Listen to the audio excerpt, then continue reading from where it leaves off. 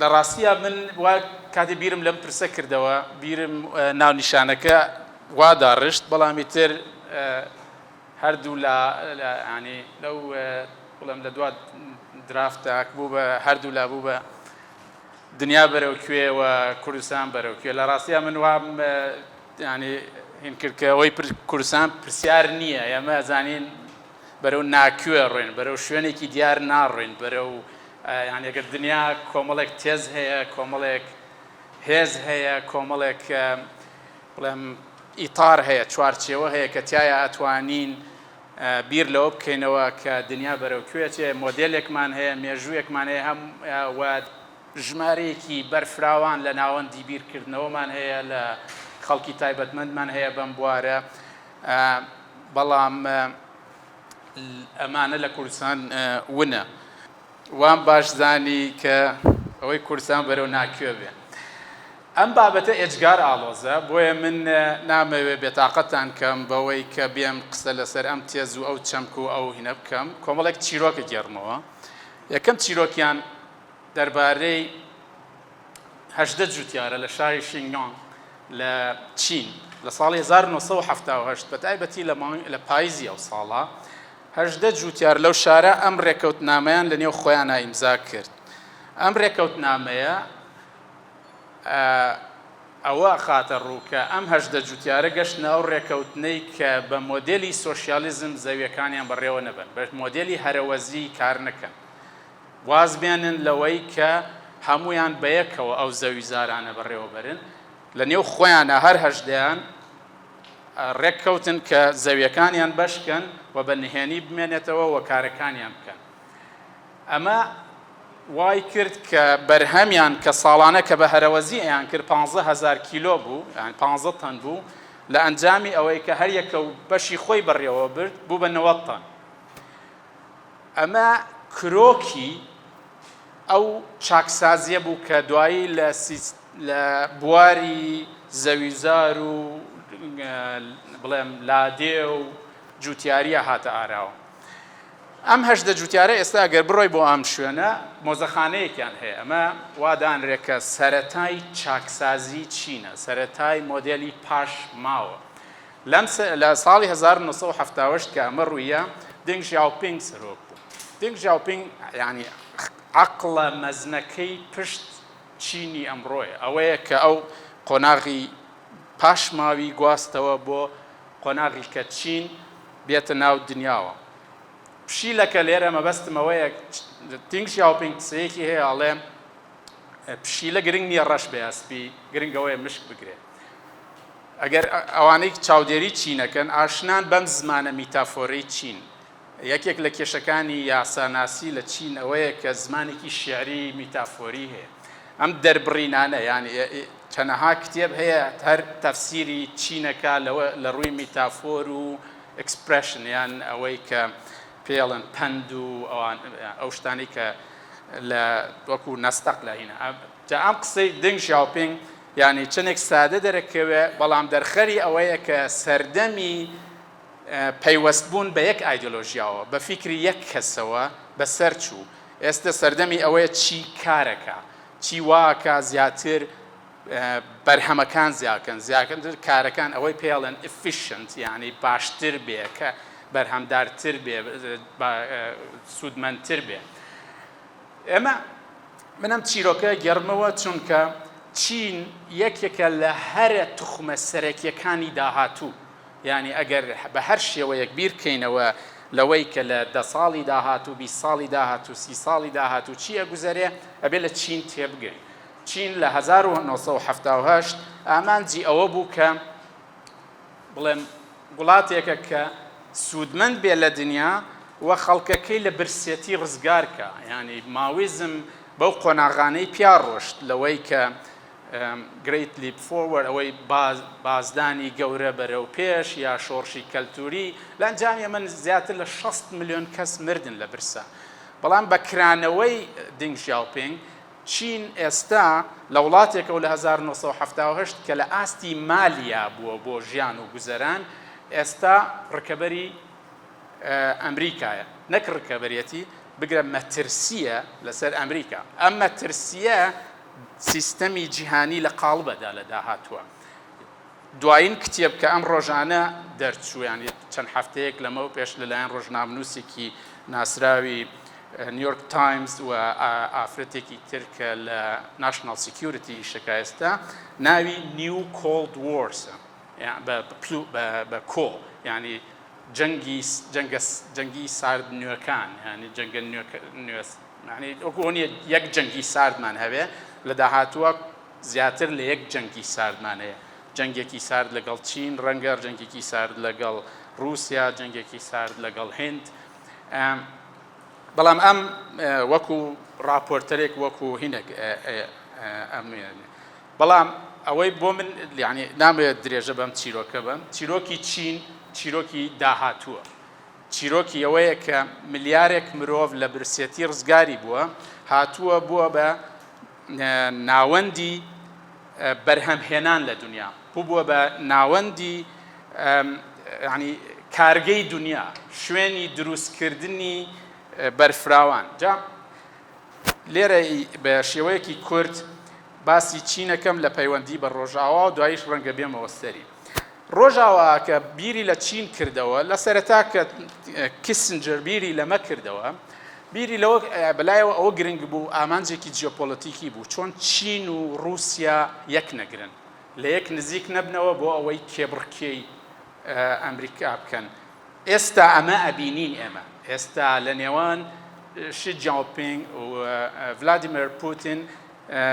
هاوڕێتیەکی بێسنوور هەیە. ئەمە یەکێکە لەو چەمکانەی کە بەکاردێیان لە سەرەتای شەڕی ئۆکرانیا کە یەکتریان بینی وتی هاوڕێتی ئێمە بێسنوورە. ئەمە پەیامێک بوو بۆ ڕۆژاوات. یان ساڵێک لەمەوە پێش، 2 ساڵ لەمەوە پێش تەنانەت نخبەی چینی وا بیریە کردەوە کە ئەمریکا بەرەو داڕمانە ڕوا. ئەو قسەتان لەبیرە کە شی جیاوپینگ بە ڤلادیمیر پوتین ئەڵێ ڕووداوێک ڕووەدا لە سەدەیەکە ڕووی نەداوە. ئەم دەربڕینە مەبەستی ئەوەیە کە وەرچەرخانی هێز لە دنیا ڕووەدا، یعنی چیدی جەمسەری هێز، سقلی هێز لە دنیا ئەمریکانیە. ڕۆژاوا لەم دیدەوە بۆ تێگەیشتن لە چین و بۆ تێگەیشتن لە هێزەکانی تر کۆمەڵێک دیدی هەبووە کە تا ئێستا هەمویان تووشی ئالنگاری گەورە بوون. یەکێک لەو دیدانەوەیە کە چین سوودمەندە لە سیستەمی جیهانی، سوودمەندە لە ئابووری دنیا، سوودمەندە لە سیستەمی لیبراڵ، سوودمەندە لەو دەستگا نێودەوڵەتیانەی هەیە، چین سوودمەندە لە ئەنجومەنی ئاسایش، سوودمەندە لە نەتەوە یەکگرتووەکان. بۆیە کاتێک سوودمەندە بە عەقڵی ڕۆژئاوایی، ئەوان نابێ ئەم سوودمەندیە تێکدا، نابێ بڵێم ڕێگری بۆ دانێ یا بەربەستی بۆ دانێ، چونکە چی دەوێ؟ ینی لە وڵاتێکی پەراوێزی هەژارەوە هاتووە بە وڵاتێکی ناوەندی لە جیهانە. ینی ڕۆژاوا بەم عەقڵیەتە ئابووریەوە، یعنی یەکێک لە پێناسەکانی ڕاشنالیزم لە عەقڵەتی ڕۆژاوا، یعنی عەقلانیەت لە ڕۆژهەڵاتی لە عەقڵی ڕۆژاوا maximizing interest، یعنی زیادکردنی سوودی، زیادکردنی دەستکەوتی. یعنی ئەگەر بەم عەقڵیەتە بیر لە چین بکەینەوە، چین ئەبێ بەردەوام بێ لە ناو ئەو کایەیە، لە ناو سیستەمەی هەیە. یەکێک لە تێزە سەرەکیەکان کە جۆن ئیکەبێری قسەی لەسەرەکە ئەمەیە، یعنی ئەم سوودمەندە لێ تێکی نادا. بەڵام کەسێکی وەک جۆن مێرشمایر ئەڵێ نەخێر، ئەم ناچارە بەوەی تەحەدای سیستەمەکە بکە. بەڵام ینی تێگەیشتنی غەرب بۆ خۆی وای کردووە کە سنووردارەتیەک هەبێ لە تێگەیشتن لە چین بۆ خۆیان. بەڵام بە هەر حاڵ ئێمە بەرەو قۆناغێکی ترە ڕوین، بەرەو قۆناغیەوە ڕوین کە لە سەردەمی ئۆباما بە تایبەتی ئێمە چەمکێک دێتە ناو سیاسەتی ئەمریکیەوە پێڵن pivot to Pacific، یعنی وەرچەرخان بەرەو زەریای هێمن، بەرەو بڵێم ڕۆژهەڵات یا بەرەو ئاسیا. ئەم وەرچەرخانە یەکسەر کاریگەری هەیە لەسەر ڕۆژهەڵاتی ناوەڕاست، یعنی چیدی ئەمریکا نابێ سەرقاڵ بێ بە ئەفغانستان و بە عێراق و بە ڕۆژهەڵاتی ناوەڕاستەوە، چونکە وزەکانی بەفیڕۆچێ هێزێکی ڕکەبەر دروستە بێ، ئەبێ هەموو تەرکیزی بخاتە سەر ئەوێ. هەندێک لە ینی ئێستا کە ئەگەڕێیتەوە بۆسین سەیرەکەی لە ئەو کتێب بۆن تەنانەت لە 2010 گریگۆری گاوس کتێبێکی هەیە لەسەر پێرشیان گۆڵف ینی کەنداوی فارسی کەمە لە ئەدەبیاتی ئێرە پێڵن کەنداوی عەرەبی ئەگەر ئەو کتێبە کە لە کەمبرج چاپ بووە ئەگەر سێری ئەو کتێبە بکەیت 3 جار ناوی چینی تیاتوە کە بە هیچ شێوەیەک باس لە هێزی چین ناکە بەڵام ئەگەر ئەمڕۆ هەرە و کابرایە ئەو کتێبە بنووسێتەوە ڕەنگە 100 جار ناوی چین بێنێ چونکە چین دابینکەری وزەی نوێبووەیە دابینکەری کاڵایە کڕیاری نەوتە بڵێم لە پشت نەرەتیڤ حکایەتێکی ترەوەیە بۆ دەسەڵات ئەویش لەبەرە ئەتوانی دیموکراسی نەبی و گەشە بکەیت ئەتوانی ڕەنگە دیموکراسیەت ڕێگر بێ لە گەشە ڕەنگە دیموکراسیە پشێوی بکە ئێستا ئەم بینم لە عێراق ئەمڕۆ چەند برادێک لە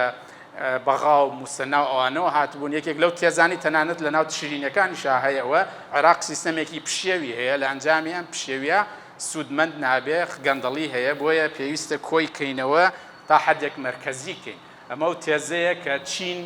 لە پشتێت یابینین لە عێراقا ئێستا پرۆژەی گەشەمان هەیە دیموکراسی بە هەموو شێوەیەک لە پەراوێزایە یا باسی ناکرێت تێزی دیموکراسی بوون لە دنیا بۆ خۆی لە قەیرانە ئەمە تێزێکە لە باش جەنگی ساردی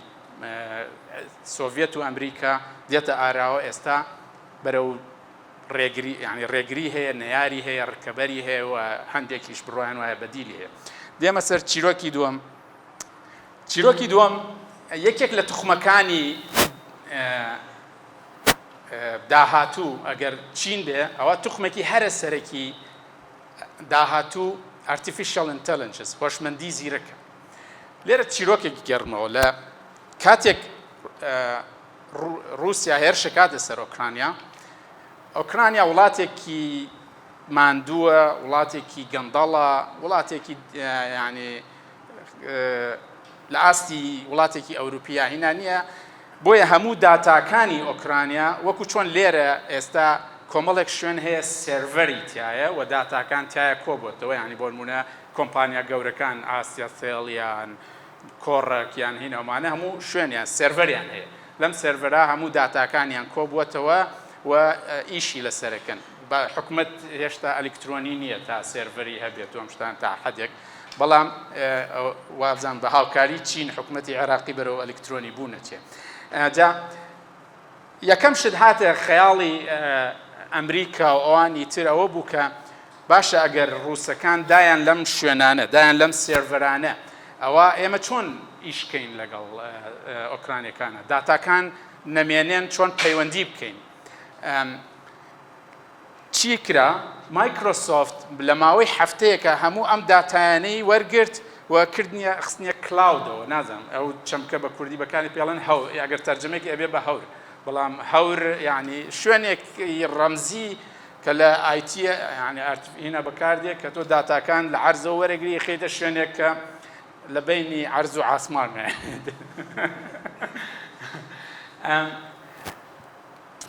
لە ڕاستنیا کێشەی ئۆکرانیا ئەوە بوو کە داتاکان خرایە کلااودەوە نەتوانی پەیوەندی پێوە بکەن ناچار بوون پەنایان بردە بەر ئێلۆن ماسک لە ڕاستیە خۆی حەزی لە کابرای ئۆکرانی زێلۆنسکی نییە یعنی چەنەها تویتی هەیە کە ئەڵێ نابێ هاوکاری بکرێەوە ئەو پارەیە ئەدرێ پێ فیڕۆچیۆنە بەڵام هاوکار بوو لەما ئەمە دەرخەری ئەوەیە کە چێ تویتەر و سپارکین ئەو سەتەلایتەکەی ستارلینک و دواییش فەیسبوک و ئەوانی گوگڵ هەموو هاتن بوون بە بەشێک لە ئەنجەمکە و لە داهاتووە هەندێک خەڵک بڕوایان وایە کە ئەمانە یەکلاکەرەوەی جەنگن ئەم کۆمپانیایانن بۆ نمونە ئۆکرانیا داوای کرد لە ئیلۆن ماسک کە هاوکاری بکە زانیاری بداتێک کە قەسفی کەشتیەکانی رووسیا بکە لە دەریای ڕەشە ئیلۆن ماسک ڕازی نەبوو کەسێک پێی وتبوو ئەگەرەوە بکەی ڕەنگە ڤلادیمیر پوتین پەنا بادە بەر چەکی ئەتۆمی تەکنیکاڵ ئەوەی کە یعنی ئەتۆمیە بەڵام ئەو ئەتۆمیە نییە کە وڵاتێک وێرانکە ڕەنگە ناوچەیەکی سنوورداری وێرانکە ئێلۆن ماسک بەم و بەڕێڕەوە و ئامادە نەبوو هاوکاری بکە. جا لێرە ئەمە ئەم چیرۆکە چیمان پێڵێ؟ کاریگەری کۆمپانیەکان، شێوازی نوێی مامەڵەیان، گۆڕینی شەڕ کاریگەریان لەوەی کە ئەم چ هێزێک ئەتوانێ چ جۆرە یاریەک بکە. ئەمانە هەموو دەریەخا کە ئێمە لە داهاتووە ئارتیفیشیەل ئینتەلیجەنس یا ئەم کۆمپانیا جەبەلاحانە بەشێکن لە زلهێز، یعنی کەسێکی وەکو ئیان برێمەر کە یەکێکە لە جیۆپۆلیتیکە ناسەکانی دنیای ئەمڕۆ بڕوای وایە زلهێزێکی داهاتوو ئارتیفیشیەل ئینتەلیجەنسە بێ، یعنی وەکو جاران ئەگەریاندەوە سۆڤێت زلهێزەوە، ئەمریکا زلهێزەوە، ئیستا بڵێن چین زلهێزەوانە، بەڵام ئێمە خاوینە خاوەنی زلهێزێکی تر کە زیرەکی دەستکردەوە. ئێمە ئەزانین کە ئێستا لە دنیا کرۆکی شەڕەکە لەسەر چیپسە، نازانم وشەمان هەیە بۆ چیپس بە کوردیانە، ئەو یعنی ئەوەی کە ینی یەکێک لەو شتانەی کە ئەڵێن چینیەکان ڕێگە ناتوانن بگەنە ڕۆژاوە ئەوەیە کە ناتوانن بە بچووکی چەند نانۆمێترێک ئەمە بچووکەنەوە بۆ ئەوەی بتوان هەرچەندە لەم دوایە وابزانم چین مۆبایل فۆنێکی دروست کردووە تا ئاستێکی زۆر لەو هینە نزیک بۆتەوە. جا لێرە ئەم چیرۆکە پێمانەڵێ داهاتووی ئێمە ئەکتەرێکی تازەی تایە و ئەم ئەکتەرە تازە ینی ڕەفتاری توانای خەسڵەتی زۆر جیاوازە و مێژووی نییە، یعنی شتێک نییە لە دنیا هەبوو بێت. تەکنەلۆژیا هەمیشە هەبووە، ئیتر لە بەکارهێنانی دارێکەوە بۆ بەردێکەوە بۆ تەورێکەوە بۆ اینێکەوە، بەڵام ئێستا ئەمە تەواو جیاوازە، ئەمە شتێکی ترە، ئەمە توانای جیاوازە، ئەمە یعنی چیرۆکی سێم ئەمەوێ تۆزە هینکەم چیرۆکی لیبرالیزم. لیبرالیزم سیستەمێکە زۆر زۆر بەرفراوانە، مێژوویەکی زۆر گەورەی هەیە، شێوازی جیاوازی هەیە. باس لە پیاوێکی زۆر بێزەوقەکەم لە ئەڵمانیا ناوی ئێمانوئێل کانتە. ئێمانوئێل کانت لە ساڵی 1795 بیرەکاتەوە کە ئەکرێ لە دنیا ئاشتی هەبێ، ئەکرێ ئاشتیەکی هەتایی هەبێ. لە ڕاستیە کاتێک سەیری دەقەکەی ئێمانوئێل کانتەکەی کە ناوی پەرپچوەل پیس، ینی ئاشتی هەتاییە، کانت باس لە سەرەتاکەی وا دەست پێیەکا کە هێنا ئەم وێنەی ئەم ئاشتی هەتاییە گۆڕستانێکە، کابرایەکی هۆڵندی ڕسمێکی گۆڕستانێکی داناوە لە ئوتێلێکی بچووکە. ئەمە زانین هەمووی گاڵتەیە ئەمە، چونکە ئێمانوئێل کانت لە هەموو ژیانیا شارەکەی جێ نەهێشت بوو، هەموو ژیانی لەو شارەی خۆی بەسەر بردبوو، کابرایەک بوو ینی بە خوێن و بە عێسق ئەڵمانی بوو، ینی ئەو کە ڕۆشت بە بەردەم شوێنەکانە خەڵکیان زانی سەعات چەنە، چکە ئێمانوئێل کانت ڕۆشتووە، ئەوە نەهین بوو. بەڵام کانت لێرە ئەمە وەکو نوکتەیەکە گێڕێتەوە، ئاشتی هەتایی وەکو شتێک کە جێگەی بڕوان نییە، جێگەی گاڵتەیە. کانت کۆمەڵێک شت دروستەکە. یەکەمیان چۆن مافی شەڕکردن لە سەرکردە و مەلیکەکان بسێنینەوە، بەوەی چونکە هەندێک جار شەڕکردن تەنیا ئارەزووی ئەمانەیە، یا بەرژەوەندی ئەمانەیە، یا خواستی ئەمانەیە، یا لە پێناوی سوپاکەیان نایکەن، یا بە پێدانی بەرژەوەندی گروپێک. چۆن ئەم مافی شەڕکردنە بسێنینەوە لەمە، بەوەی کە باس لە سیستەمێکی کۆماریەکە دەسەڵاتەکان تایە بەش بن. یەکێک لە خەسڵەتەکانی دیموکراسی ئەوەیە کە خەڵک لە ڕێگەی پەرلەمانەوە بڕیار لە شەڕەدا، یعنی بڕیاری شەڕ بگوێزرێتەوە لە بڕیارێکی شەخصیەوە. یعنی بۆ نمونە ڤلادیمیر پوتین بڕیاری شەڕیدا، کەس لە دوومان هەمووی بەدوایە هات وتی بەڵێ، بەڵام کەس نەیوت، کەس ناڕەزی نەبووانە. یعنی ئەم جۆرە کۆتایی بەم جۆرە بڕیاردانە بێنێ لە ئەوەی لە بڕیارێکی شەخصیەوە بیهێنێ بۆ بڕیارێکی دەستگایی، بۆ ناوەندێک زیاتر لە کەسێک لەسەر بنەمای مەبدە. ئەمە ئەبێتە بنەمای لیبرالیزم کە دەستگا بڕیارەدا. خەسڵەتی دووەم کانت هینێکە ئەوەیە کە ئەگەر وڵاتێک دیموکراسی بێ، وڵاتێکی تریش دیموکراسی بێ، یان بڕیار ینی بڵێم لە ئاستێکی بەرفراوانە بدرێ ئەمانە، ئەوە لە ئەنجامە ئەم دوو وڵاتە ینی ناشڕ. ئەمە ئەبێتە سەرەتای ئەوەی کە دوایی لە لیبرالیزما زۆر گەشەکە پێڵێن ديموكراتيك بيس ثيوري، يعني تيوري ديموكراسي ئاشتی دیموکراسیانە مە بەستەکەش ئەوەیە کە تا ئێستا لە مێژووە دوو وڵاتی دیموکراسی شەڕیان نەکردووە. دوو وڵاتی دیموکراسی یعنی تا حەدێک بە نمونە مایکل دۆیل بڕوای وایە کە دوو وڵاتی دیموکراسی شەڕ ناکەن، چونکە بڕیار شەڕ بەدەستی کەسێک نییە، بە ئارەزووی کەسێک نییە، لە بەرژەوەندی گرۆپێکی بچووک نییە. تا ئێستا ئەم تیۆرەیە ڕاستە، ئایا لە داهاتووە دوو وڵاتی دیموکراسی شەڕەکەنین، ئەوە ڕەنگە تەحەدایەک بۆ ئەم تیۆرەیە دروست بێ، بەڵام تا ئێستا ئەم تیۆرەیە ینی هینە دوو وڵاتی دیموکراسی. جا بۆیە یەکێک لە بنەماکانی ئاشتی هەتایی دیموکراسی بوونی دنیاە. جا ئەمەشە دێت دوایی ئەبێتە هۆی ئەوەی کە ئەگەر دنیا دیموکراسی بێ ئەوە ئاشتیەک یا سەقامگیریە یاینە ئەوە یان بڵێم هەیمەنەی ئەمریکی ئەسەپێنێ لە دنیا کە ئاشتیەکی ئەمریکان پاکت یان ئاشتیەکی ئەمریکیانە دروستەکە. کانت کۆمەڵێ یەکێک لە خەسڵەتەکانی تر کە هینێکە پێڵێن لەسەر بنەمای بازرگانی، ئەگەر بێت و دوو وڵات بازرگانی بکەن ئەوە ئامادەن ئاشتی لە نێوانیاندا بەرقەرارکەن و گرژی و تەنگ و جیاوازەکانیان خەنە لاوە لە پێناوی ئاشتیە. پێڵێن لیبرال پیس تیۆری، ینی تیۆرەی ئەوەی کە بۆ نمونە ئەگەر دوو وڵات ئاڵوگۆڕیان کرد ئەوە لە ئەو ئاڵوگۆڕە ئەبێتە هۆی ئەوەی گرژی و یان خراپ تێگەشتن یان ململانێ لە نێوانیانە کەم بێتەوە. ئەمانە هەموو ئێستا لە دنیا ئەمانە لە قەیرانن، چونکە لیبرالیزم هەم خۆی تووشی کێشە بۆ بەوەی گواستیۆتیەوە بۆ نیو لیبرالیزم ئەگەر بتەوێت بە کورتی لێ تێبگەی، ینی هەموو شتێک لە ڕێگەی بازاڕەوە بە فەلسفەی بازار بە بنەمای بازار چارەسەر کرێ. ئەمە بەڵام یەکێک لە ئەو کێشانەی کە تەحەدای بۆ ئەمە دروست کردووە جیهانگیریە. جیهانگیری دۆخێکی خوڵقان کە دنیا بۆ کۆمپانیاکان تەخت بوو، ئەوەی کە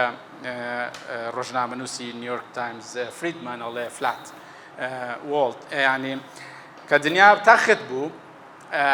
ئەوە کۆمپانیا بە ئاسانی بە دوای دەستی کاری هەرزان، بە دوای کارامەیی، بە دوای گونجاوی ژینگە و زەمینە و ئەوانە و چین بوو بە یەکێک لەوانە. ئەمە وای کرد کە لە هەنێ شوێن هەنێ کار ون بێت نەمێنێت بڕوا بۆ هەنێ شوێن، بۆ نمونە بەگشتی لە ڕۆژئاوا دروستکردنی شت، ئیشی دەست، ئەمانە هەموو تقریباً ینی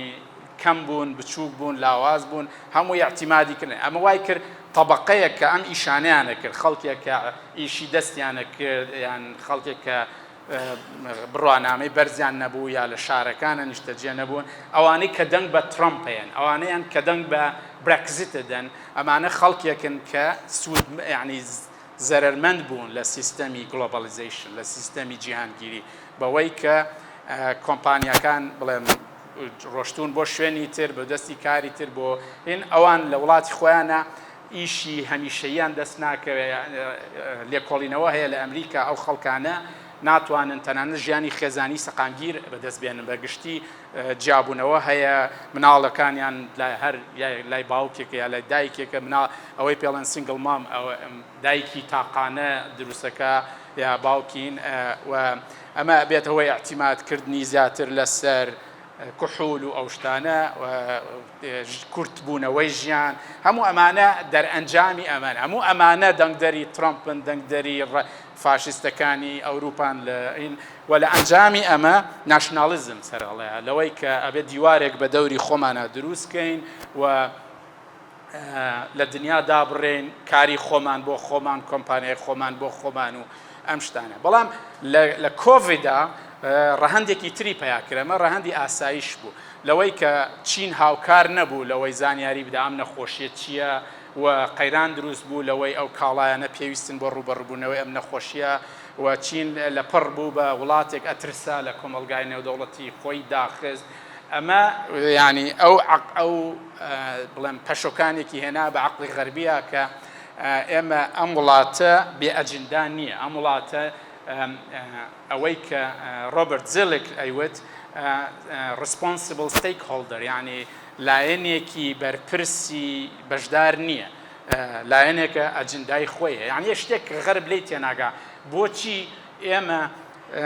بۆ نمونە ڕێگەماندا رووسیا لە ڕێگەی بۆڕیەوە غاز و نەوتی بنێرێ بۆ بازار و سوودمەندێ بلێ و دەوڵەمەند بێ و بژی کەچی ئەو ئەجندای تری فراوانخوازی هەیە ئەجندای تەحەدایە ئەمە شتێکە تا ئێستا ینی بەباشی عقلی غەربی لێ تێناگە ئەمە هەمان شت ینی بۆ چین ڕاستە ینی تا بە تایبەتی لە هاتنی شی جیاوپینگ لە 2012ەوە تا ئێستا جۆرێک لە ناشنالیزم لە چین سەری هەڵاوە لەوەی کە چین بڵێم مێژوویەکی هەیە زلهێز بووە لە دنیا ئەبێ هین بێت و ئەو فراوانخوازی ئەو تەحەدایانەی چین دروستێکا بۆ فلیپین بۆ تایوان بۆ وڵاتانی تری دەوروبەر هەمووەمانە یعنی تەحەدای ئەم سیستەمە هینەکە جا ئەمە بڵێم سیستەمی ئێستا دێمە سەر چیرۆکی ئەمریکا کە ئەم ساڵ ئەمریکا ئەمە یعنی چیرۆکی ئەمریکا هەم ڕابردووە هەم داهاتوو ئەم ساڵ ئەمریکا یەکێک لە چارە نووسسازترین هەڵبژاردنەکانی ئەنجامەدا کۆمەلگایەکە کە هەرگیز لە مێژوویدا هێندە پەرت نەبووە یعنی پەرتبوون لە کۆمەلگای ئەمریکیا هەر لە ئاستی بەهاکان و بڵێم بەرژەوەندیەکان و خواستەکان و مامەڵەکان و ڕوئیاکان و هەموو شتێکەوە جیاوازە دوو نەرتفی زۆر زۆر جیاواز دروستە بێ یەکێکیان ماگا ئەوەی کە ئەوە هەستەکە کە ئەمریکایەک هەبووە مەزن بووە بێ بۆی بگەڕێنەوە ئەم ئەمریکا مەزنە ئەوە بووە کە پەنابەر بەشێک نەبووە لێ ڕۆڵی بینیوە بەڵام ڕۆڵێکی لاوەکی خەڵکی ڕەسپێست بەشێک نەبووە یعنی ئێستا تەنانەت تا ئێستا ئەمریکا ئامادە نییە لەگەڵ مێژووی خۆیان ئاشت بێتەوە ئەوەی پێ ئەڵێن کریتیکەل ڕیس تیۆری ئەوەی کە چۆن مێژووی ڕەگەزپەرستی بە شێوەیەکی ڕەخنەیانە بخوێنی قبول ناکرێ ئەمە لابرێ ئەم کتێبانە لابرێ لە کتێبخانەکان لیان کێشەی بۆ دروستە بێ لە زانکۆکانیانە بەڵام ئەم جەماعەتە ئەم گروپە بڕوایان وایە یعنی ئەمریکا بەم شێوەیە بەردەوام بێت لەوە کەوێ زلهێز بێت لەوە بێ ئەکەوێ مەزن بێت تۆمانە ئەو گروپەکەی تر بڕوایان وایە کە ئەمریکا ئەبێ ڕوبەڕووی خۆی بێتەوە ئەمریکا بێ لە دنیادا ئامادە بێ بەڵام بە شەڕخوازی نەیان دیدی ئەزمموی ئەفغانستان و عێراق گۆڕانکاریکی گەورەی دروست کردووە لە هەست و نەستی و ئابووری ئەمریکیا کە ڕۆشتن بۆ ئەوەی وڵاتێکی تر شوێنێکی تر بکەی بە دیموکراسی هەرگیز سەرکەوتوو نابێ بە تایبەتی ینی دیموکراسی ئەمریکی دیموکراسیەکی ئەجگار جیاوازە هەناردەکردنی زۆر سەختە هەرچەنە پیرمەندی فەڕەنسی ناوەکەیم لە یاد کرد ئەوەی کە بۆ ئەچێ بۆ ئەمریکا بۆ ئەوەی کتێبێک بنووسێ لەسەر بەندیخانە لە ئەمریکا دوایی گرنگترین کتێبە نووسێ لەسەر دیموکراسی ئەمریکی بڕوای وایە 800 ساڵە مرۆڤایەتی لە خەباتایە بۆ بەدەستێنانی دیموکراسی چونکە بڵێم تاکە سیستەمە کە دەرفەت بە زۆرینە یا بە هەمووانەدا بۆی بەشدار بن ئەم خواستی یەکسانی بوونە لە دیموکراسیە یعنی خواستێکی مرۆییە خواستێکی کۆمەلگای مرۆییە کە چەندین سەدەیە مرۆڤ هەوڵی بۆدا هەندێکی گەڕێنەوە بۆ سەردەمی یۆنانەکان ئێمە ئەوەی کە پێڵێن هاتینە سەر نەخشەی جیهان لە سەردەمی کۆتایی جەنگی ساردا لە شەڕی کوێت و ئەمریکا دێت ئەمریکا ئەجندایەوەی هەیە دیموکراسی بڵاو کاتەوە سیستەم دروستکا بۆ ئەو دیموکراسیە ئەوەی من بڵێم پێی گەشتبم ئەوەیە بەهانی ئەمریکا لە 1990 هەوڵی هەڵبژاردن دراوە لێرە جەلال تاڵەبانی نامەیەکی هەیە قسەیەک ئەڵێ من پێیان وتم ئەتوانن هەڵبژاردن بکەن لەگەڵ مەسعود بەرزانیە هەمان شتەڵێ ئەویش ئەڵێ منیش هەمان پەیامم پێگەشتووە و وعدیان پێدن کە تورکیا تەدەخل نەکا و تورکیا ڕێگر بوو لە هەڵبژاردنەوەمانەوەکو چۆن ئێستا ڕێگرە لە هەڵبژاردن لە ڕۆژاوە ئەو کاتەش ڕێگر بوو لە هەڵبژاردن لە ئێرە تەنانەت جارێکیان نەوشیرا مستەفاوتی لە وەزارەتی خارجی تورکی بردینیانە ناو ژوورێکی بازنگەیی داخراوە پیان وتی نابێ هەڵبژاردن بکەن بەڵام بە پشتیوانی ئەمریکا بەڵام بەڕاستەوخۆیی نە ئەو هەڵبژارد نەکرا مەسەلەی پرسیام هەڵبژاردنە لە سەرەتاوە ئەوە بوو کە دەستگایەکی شەرعی دروست بێ بۆ ئەوەی شەرعیەت بدا بەو سیستەمە حکومداریەی کە هەیە من هەست دەکەم هەتا ئێستش نخبەی کوردی تێنەگەشتووە لەوەی کە چۆن شەرعیەت بەدەستەهێنی دەستگای پێ دروستەکەی و لەسەر ئەو بنەما دەستگایە کە شەرعەتی هەیە حکمەکەی ئەم سێ قۆناغە تا ئێستا نخبەی کوردی نازانێت چۆن شەرعیەت وەدەست بێنێ و سیستەمی پێ دروستکە و لە بنەمای ئەو سیستەمە یاسادا ڕێژێ گفتوگۆ بکە لە نێو خۆیان لە بڕی شەڕ لە بڕی چەک ئیشی پەرلەمانەوەی ئارگومنت شەڕ لە جیاتی ئارگومنت ئەمە بکە ئەمەیانە نەکراوە ئەمە نەماتوانی لە ئەو قۆناغەی کە دەستبەرداری چەک بین لە قۆناغ یعنی من ئیشم لەسەرەمە کردو ئێمە نەمانتوانی قۆناغی شەڕی ناوخۆ تێپەڕین شەڕی ناوخۆ یەکێکە لەو چەمکانەی کە لە یۆنانەوە هەیە بەڵام وەکو بیرمەندی ئیتالی جۆرجی ئۆگان بینەڵێ یەکێکە لەو چەمکانەی کە لە بواری دەوڵەتناسیە ئیشی لەسەر نەکراوە چکە هەمووی شەرمەکالی جا ئەم شەڕی ناوخۆی کوردیە ئێستا تەنها شەڕی ناوخۆی هێزەکان و گروپەکان نییە یعنی ئەگەر دوو کەس قسە بکەن لە کوردستان بە زمانی شەڕی ناوخۆ قسەکەن شەڕی ڕەنگەکانە شەڕی بەرژەوەندیەکانە شەڕی خاکە شەڕی گروپەکانە شەڕی کۆمپانیاکانە شەڕی کاڵاکانە یعنی ئەمە ڕۆچوەتە ناو ئێمە ئێمە جا پێشەوەی بێم شتێک با لە بیری نەکەم جۆرج مێرشمای قسەیەکی هەیە ئەڵێ داهاتوو هەمیشە بە نەزانراوی ئەمێنێتەوە بەڵام بۆ ئەوەی ئێمە هەندێک بەرچاوڕوونیمان هەبێ بەرامبەرم داهاتووە ئەوە پێویستە تیۆرەیەکمان هەبێ بەڵام کورد لەوا زۆر کڵۆڵ بووە لەوەی کە معریفە یا تیۆرە یا زانست بەرهەم بێنێ بۆ ئەوەی هاوکاری بکە حکم بکە ئێمە تا ئێستا لە کوردستان ناوەندێکمان نییە کە توانای ئەوەی هەبێ داتا بەرهەم بێنێ زانست بەرهەم بێنێ و لە بنەمای ئەم زانستە بزانێ لە دنیا چی ئەگوزەرێ ئێمە لە کوێین چۆن بەرکەوتەمانە بێ زیانی چییە چی ئەتوانرێ بکرێت چی ناتوانرێ بکرێ و ئەگەرەکان چین هەموو ئەمانە یعنی ئێستا بۆ نمونە هێز زلهێزێکی وەکو ئەمریکا کە لە ساتەوەختێکی وەکو ئێستایە گواستنەوە یعنی لە 2 ساڵی ڕابردووە ڕەنگە 50 تا 100 کتێب چاپکرابێت لە ئاستی جیاواز بە شێوازی جیاواز لەسەر هەڵکشانی چین لەسەر قەیرانی لیبرالیزم لەسەر قەیرانی دیموکراسی لەسەر قەیرانی جیهانگیری لەسەر قەیرانی پۆپیولیزم لەسەر قەیرانی سیستەمی ئەمریکی خۆی لەسەر گواستنەوەی وزە لەسەر ژینگە یعنی ئیتر بێسنوورە ئەمە هەمووی لە دەرەوەی دنیای ئێمە جا ئێمە ئەڕۆین بەرەو دنیایەک بەبێ ئەوەی کەرەستەکانیمان هەبێ بەبێ ئەوەی کاڵاکانیمان هەبێ لە ڕابردووە ئێمە دنیایەکی ئاسانمان هەبوو لە ڕابردووە ئەمریکا بڕیارێدا کەسی تر نێتوانی بوێری شەڕی هەبێ بوێری تەحەدای هەبێ ئێستا وان نییە ئێستا ئەمریکا بۆ ئەوەی شەڕی حوسیەکان بکە پەنا بەوە سین دنیا بەو جۆرە نەماوە یعنی ئەو خواستی هەیە نێ یەکێک لەو شتانی لە ئەمریکا بێت تێبگەینەوەیە تاکە زلهێزە لە مێژووی مرۆڤایەتیە کە ئەتوانێ بە تەنیا بژی لە باوەشی دوو زەریایە و هەموو شتێکی هەیە و دراوسەی ترسناکی نییە و ئەتوانێت خۆی پارێزێ و ئەتوانێت شتەکانی خۆی دابینکە ئەمە بۆ سین گونجاو نییە یەکێک لەو مەترسیانەی سین هەیەتی ئەوەیە کە تەنگەمەری مەلاکەی لێدا بخرێ و سیستەمەکەی ینی نەتوانێت هەناردە بکە و نەتوانێت دەستی بە وزە بگا داڕوخێت تووشی قەیرانە بێت چکە حزبی شیوعی چینی هیچ شەرعێتێکی نییە هەموو شەرعێتێکی لەسەرەوەیە کە ئەتوانێت کار دابینکە نان دابینکە بڵێم خۆشگوزەرانی دابینکە جا ئێمە ئەمانەمان نییە ئێمە بەرەو داهاتوویە کە ڕۆین کە زۆر ئاڵۆزترە زۆر فرە هێزترە زۆر فرە ململانێتترە زۆر شلترە هەموو هێزەکان دێن و ئەڕۆن باهین بەڵام ئێمە یعنی توكل على الله برو أراستي هروين لنا خوي إما صراع من أوبك براي من